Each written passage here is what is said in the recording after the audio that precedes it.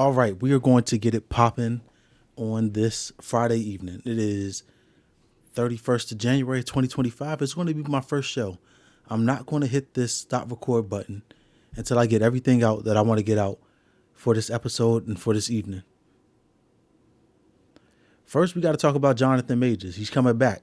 This dude is making a comeback after all the controversy that he's been going through over the past couple of years. He lost the thing with Marvel.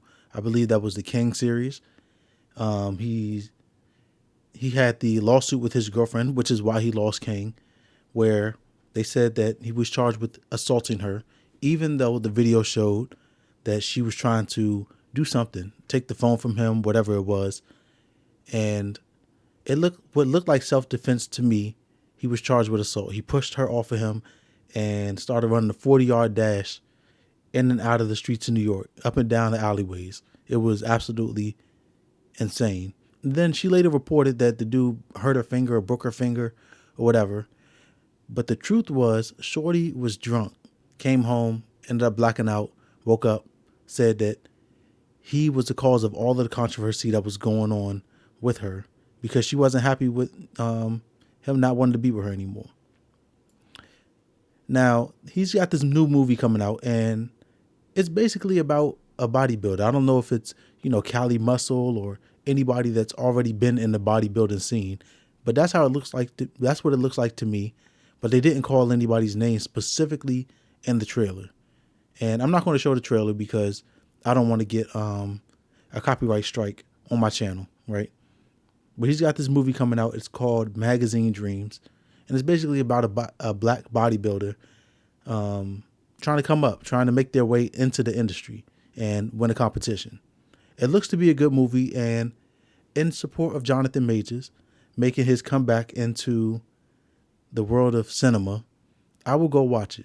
I will go support this as long as Johnathan Majors doesn't ask anybody else to be his Coretta, because that's where I got to draw the line. If you do that again, Mr. Majors, I'm not watching no more of your movies. I don't care how good you act.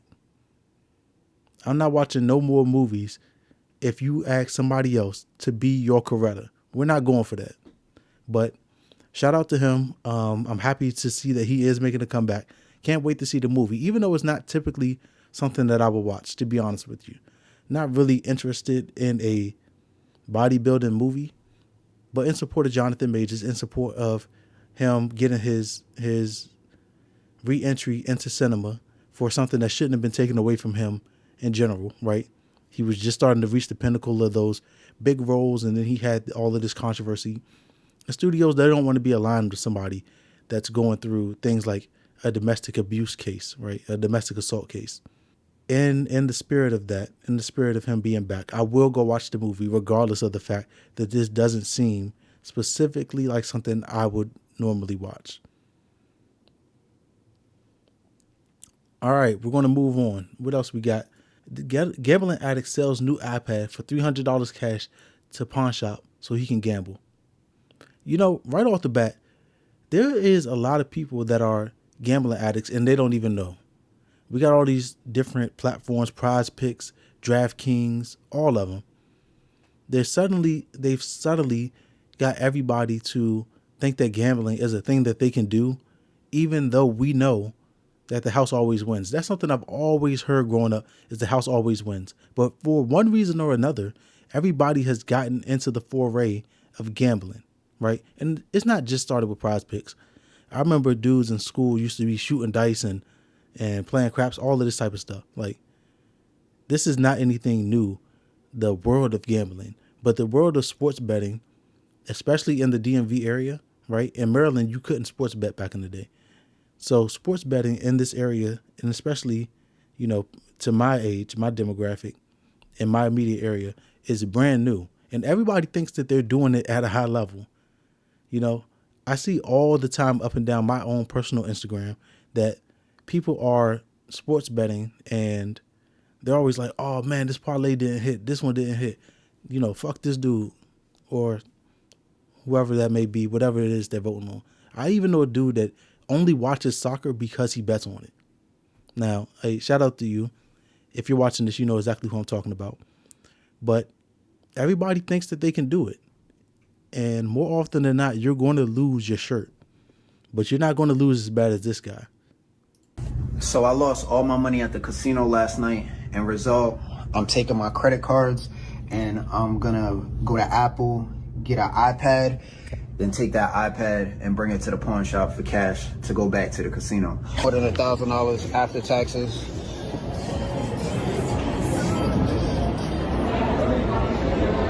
$1,000. Now they did give me the $300, so $300 in the casino. It's gonna cost me $363 to get my iPad back. 31 black.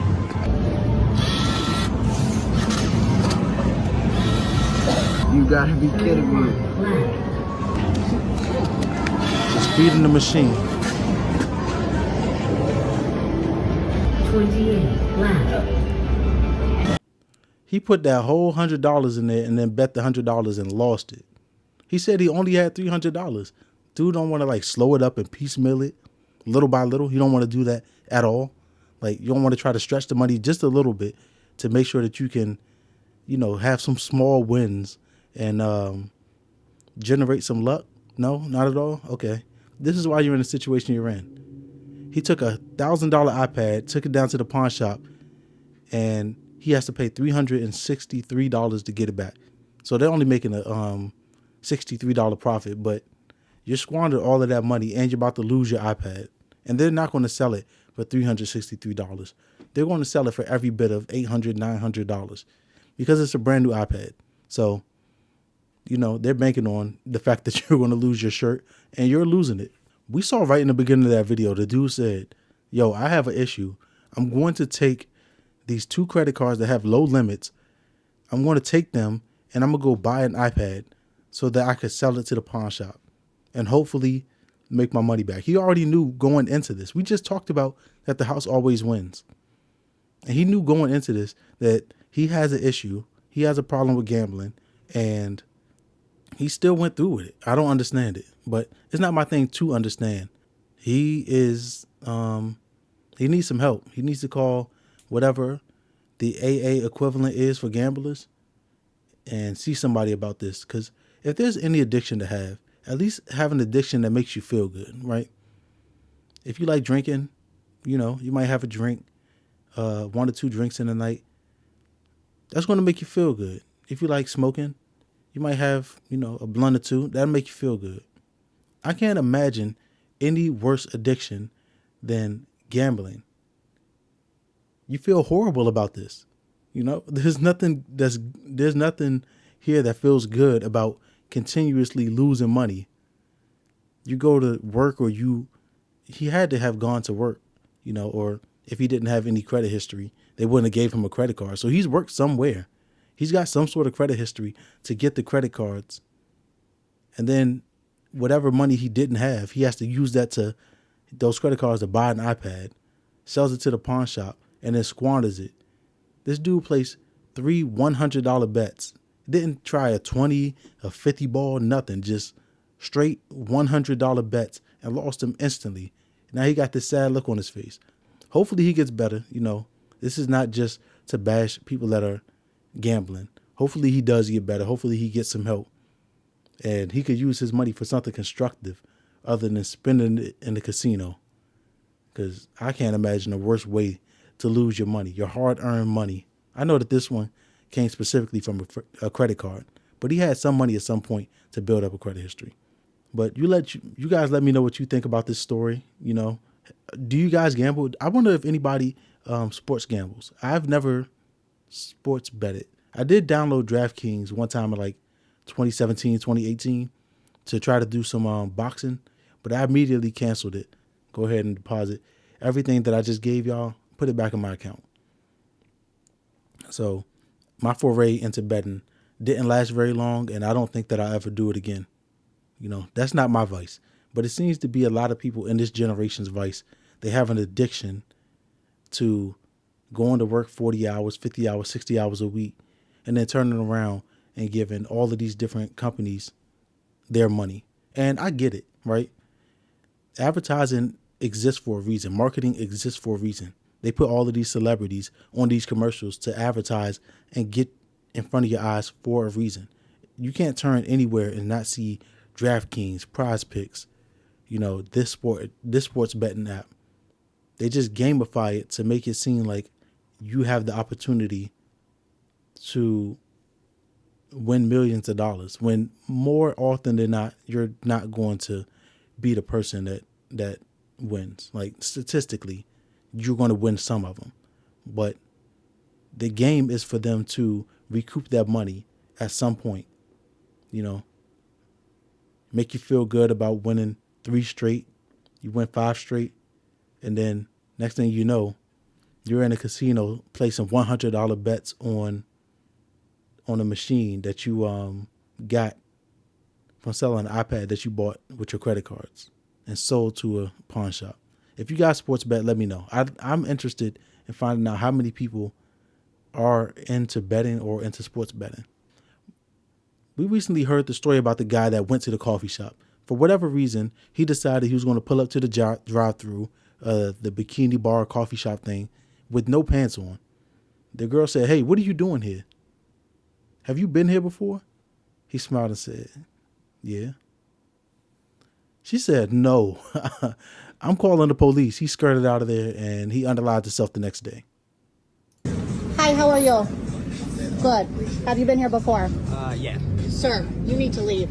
Unacceptable. Unacceptable. Hi. That's the video. The guy ended up unaliving himself, and as inappropriate as that was, rest in peace to him. I know that shame made him go and self-delete. How do you explain that to your wife? You out here gooning, doing naked drive-bys at a bikini coffee shop. It's insane. But the point is, he's not the only person that I've seen go through this type of stuff recently. We had the girl that was, I think she was a what do you call those people? Assisted living assistant? I'm sure that's not what they're called. But the girl that was like an in-house nurse, she was twerking on the guy's head that was disabled. She ended up getting arrested, right? So we got the guy in the Gooner mobile. We got the nurse that's twerking on her disabled patient's head. And we have this guy from the Ravens that's allegedly going into massage parlors and relieving himself. This post from Shannon Sharpie says, Ravens kicker Justin Tucker engaged in inappropriate behavior at 4 high-end spas and wellness centers in the Baltimore region, according to 6 massage therapists, including exposing his genitals, brushing 2 of them with his exposed genitals, and leaving what they believe to be ejaculate on the massage table after 3 of his treatments. Several therapists said Tucker's behavior was so egregious that they ended his sessions early or refused to work with him again. And at 2 spas, management said they banned him from returning. Kendrick said it best last year. Freaky ass niggas need to stay their ass inside. What is going on where people are pulling up to bikini bars naked? People are twerking on patients' heads, disabled patients that are unconsenting, and you're going to massage parlors and relieving yourself and sexually assaulting people by rubbing your genitals on them. This has got to stop. We got to start taking these people to the town square and castrating them. There's no way that we can keep allowing this to happen. If it's with consenting adults and you go into a parlor and they say, hey, we get busy over here, then, everybody do their thing. But that's not the case in this case. That's not the case at the bikini bar. That's not the case with the disabled patient. You're assaulting people for your own pleasure. It's ridiculous. It's got to stop. We've got to get back to a society where people are ashamed to do things that are shameful. I know that we're not supposed to be telling people what to do and I'm not your parent and all of this type of stuff. You're absolutely right. But somebody needs to protect society from these predators. Because there's no way that you would think that somebody that's on the Ravens, you shouldn't do this regardless, right? It doesn't matter if you're the poorest person. It doesn't matter if you're on the Ravens. It don't matter if you're Jeffrey Epstein. You don't need to be assaulting people But you would think that somebody that is a famous athlete, or at least a professional athlete of any level, right? They're on a national team, they would be able to go somewhere and have consenting experiences, not experiences where they're assaulting their masseuse and being banned from two facilities. What kind of reputation have you built where they know you to be an assaulter, a serial assaulter? That's not a good look. That's a bad look for your name. That's a bad look for your family. I'm not entirely sure where he stands in all of this, right? Has he been charged or whatever? But he needs to be charged. This dude absolutely needs to be have a record of his behavior, not just in the news or a police report filed. If the things that they're saying are true, they need to put some cuffs on this guy and get him registered somewhere, because that's disgusting. They leave out. I don't know if you guys have gotten massages before, but if you have not, you need to get you a Thai massage. It's amazing. They walk on your back and all types of stuff. Shout out to the parlor that I go to. Anyway, at the end of the massage, they leave you in a room to put your shirt back on and put your shoes back on and that type of stuff, right? You're only in there for about 15 seconds. You're only in the room by yourself at the end of your massage for 15 seconds. Where did you get the excitement to relieve yourself in that room? As good as the massage may have been, like, what you got going on where a 15-second intermission is enough for you to get your rocks off and then creep out the entire facility. We're going to wrap up tonight's thing with this story on ex-Senator Bob Menendez jailed for 11 years for bribery. We talk a lot in this country about how there's a two-tier system. There's what me and you are subject to, and then there's what lawmakers and judges and everybody that they consider to have an important title, an important job in the society. We say that they play by an entirely different set of rules. And because they play by an entirely different set of rules, they have access and opportunities that are not afforded to the everyday person. Some of those people take advantage of the opportunities that they're given, and they just can't stop. They just want more than is already being afforded to them. BBC News has an article about the ex-Senator Bob Menendez jailed for 11 years for bribery. It says, former New Jersey Senator Bob Menendez has been sentenced to 11 years in prison following his conviction on bribery and corruption charges. Last July, they found him guilty of 16 counts for accepting gifts, including gold, cash, and a Mercedes-Benz, in exchange for helping foreign governments. They were seeking a 15-year sentence for the ex-senator's crime. So apparently, this is not something that happens often. I'm not entirely sure about that. They're saying that this is something that doesn't happen often. Maybe not from a senator, but espionage, people trying to get some money for some information that they have, is nothing new. We had Snowden, right? One of the people that Trump doesn't like. He had leaked information about the government, not for a monetary gain, but it was certainly espionage in the eyes of the government.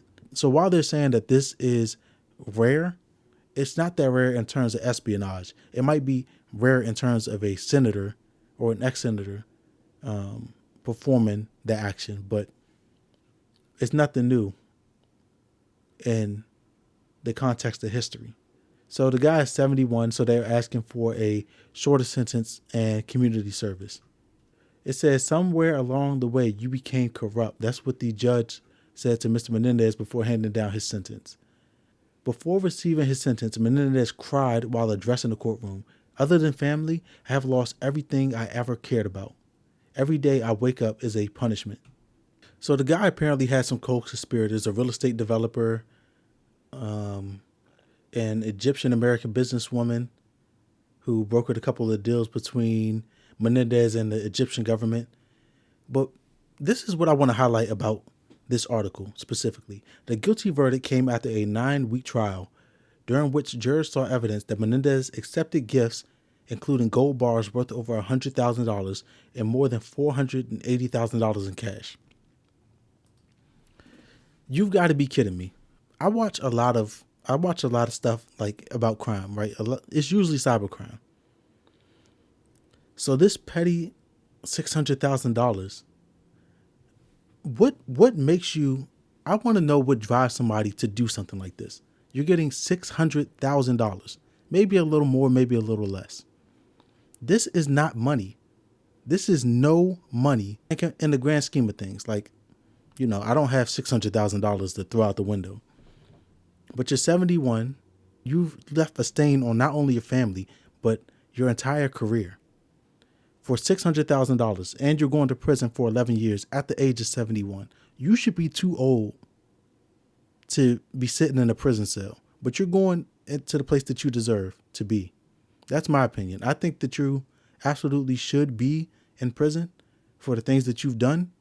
But $600,000 for 11 years, and they were asking for 15, you're hustling backwards. At least, like, if you were doing a cybercrime, something that, you know, you could skate off with the money into the sunset.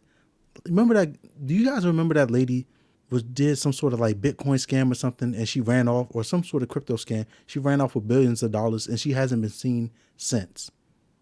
At least in her case, that lady, she had billions of dollars.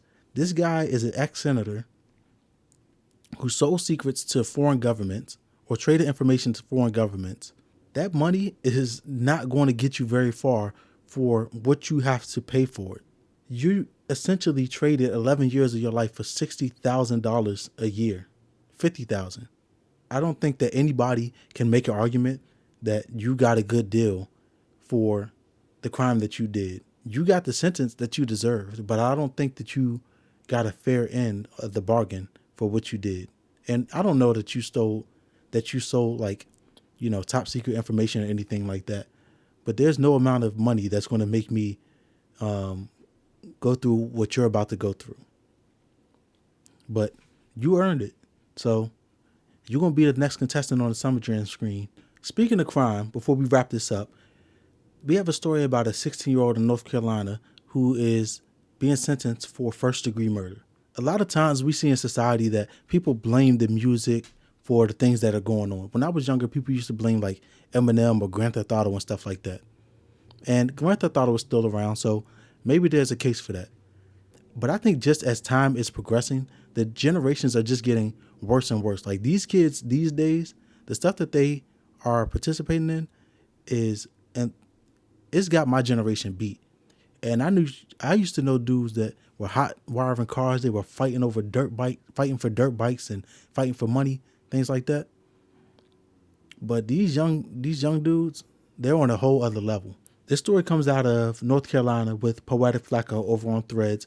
It says 16-year-old North Carolina teen breaks down in court after being told he won't see freedom anytime soon after his first-degree murder charge will be tried as an adult. Now, obviously, he's getting a lot of time. It's first-degree murder. And you can see the expression all on his face. He's not feeling it. Just like we said about the senator. When you do something, you have to be ready to pay for the repercussions of your actions. When you put something out in the universe, there's absolutely a price that you have to pay for that. So don't go crying now. You wasn't crying when you was drilling and killing. So don't get up in court.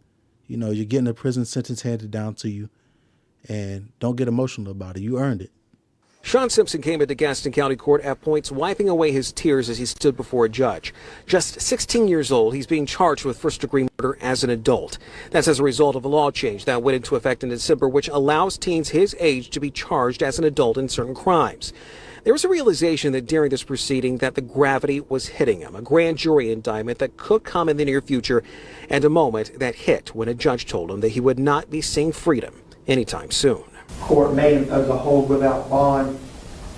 Court finds sufficient allegations to support the charges. Considering the relevant factors and the charges, he is ordered held without bond This moment is tough to watch, but it was something that Zaquavius Dawkins' family says they needed to be here for. Simpson accused of killing Dawkins Sunday night along Chester Street. Simpson also accused with attempted first-degree murder involving another victim. Dawkins' family says he was going to get medical supplies for his mother when he was killed. After Wednesday's court appearance, things were still wrong. Now, I don't know the backstory. I don't know what type of situation ended up. I don't know how these guys ended up crossing paths where he took this guy's life. Maybe they had some prior issue, whatever it was. They said the victim was going to get medical supplies for his mom. He ran into this guy.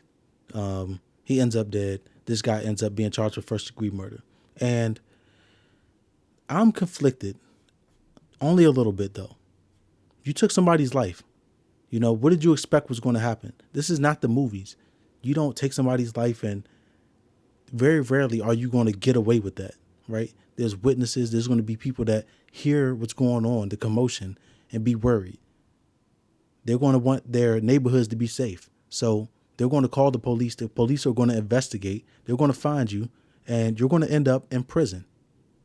I know that you're 16, so your brain might not be processing all of this stuff.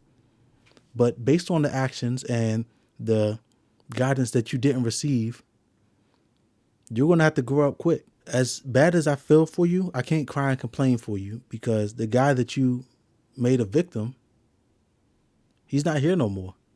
At least you get to keep your life. It's not going to be much of a life at all, right? Inside of a prison. But it's a life, and it's the life that you chose. You earned that. You worked hard for that, and you earned it. So you're going where you need to go, and let your life, let your experience be a testament to the fact that other people shouldn't be doing the things that you did, right? Maybe one day you'll get out, you'll be a speaker or something, and you can tell people about your experience and why they should lead a better life or make different choices. But for now, you're going to have to sit down. They didn't say exactly how long the guy was getting. I can only imagine that he's going to be a much older man by the time that he gets out, right? 15, 20 years, 30 years, whatever it's going to be, it's going to be a long time. And it might be longer. He might spend half of his life, the next half of his life, in prison. Because he's 16, I am inclined to be sad for him. But then I can't be, because you get what you work for. And he worked hard to get that murder charge, and he's got it. That's where we're going to end it today. So if you like this long form content, let me know. And if you like the video, subscribe to me back here for the next conversation. And if you have thoughts on the entire live stream, or you have some advice for me, let the world know. This is the place for discourse. Till next time. Peace.